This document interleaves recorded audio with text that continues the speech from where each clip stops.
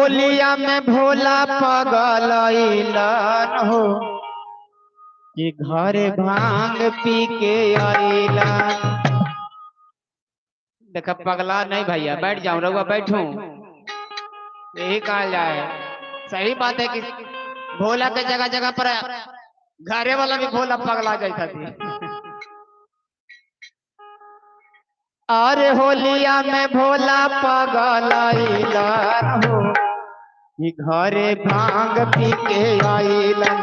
होलिया में भोला पगलैलन हो घरे भांग पी के आइलन।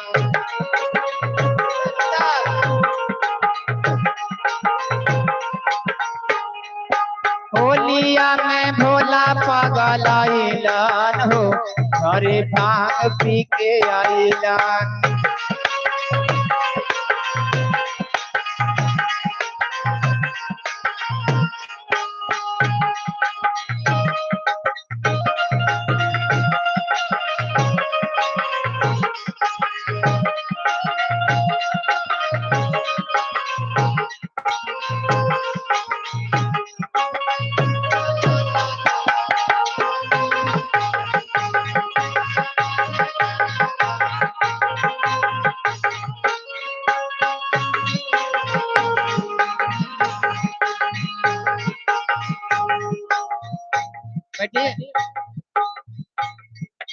जहिया से चढ़ल बाटे फागुन के महीना,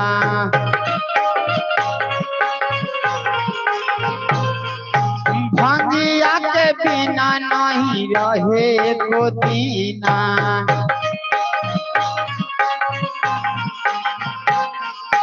जहिया से चढ़ल बाटे फागुन के महीना, भंगिया के बिना नहीं रहे को दीना।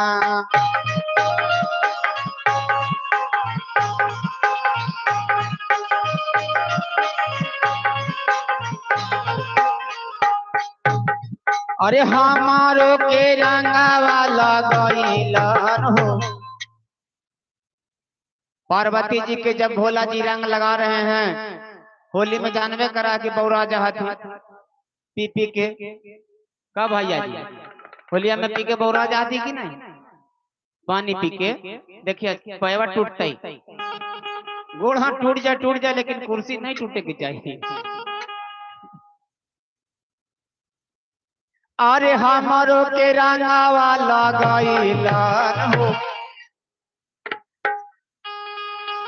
जिधर नजर उठाओ होली होली है।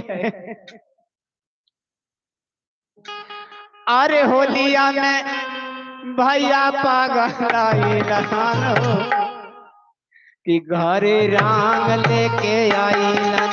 होलिया में भोला पगलैलन हो घरे रंग लेके आइलन।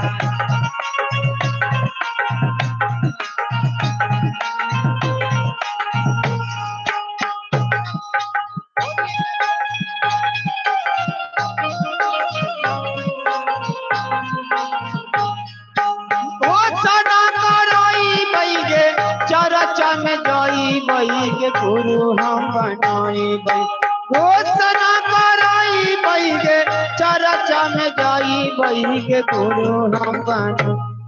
अरे मैया के शिव के गुरु हम बनाई बई, दीदी के शिव के गुरु हम बनाई बई।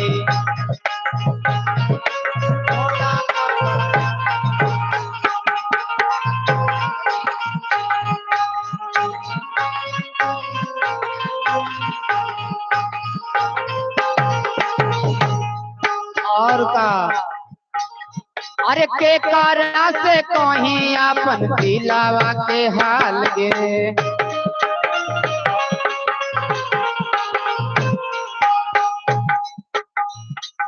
अगर मान के चले कि पति देव इनकर पत्नी अगर भैया ले आती जान में, इनकर पत्नी के जैसे का करूं केकरा से कहूं, हमार मन एकदम कोरहागनी नोखी दिखी लगे थे जान।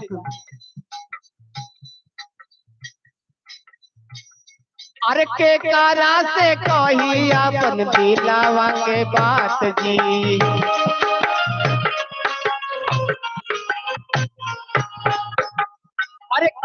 केकरा से कहीं अपन दिलवा के हाल जी।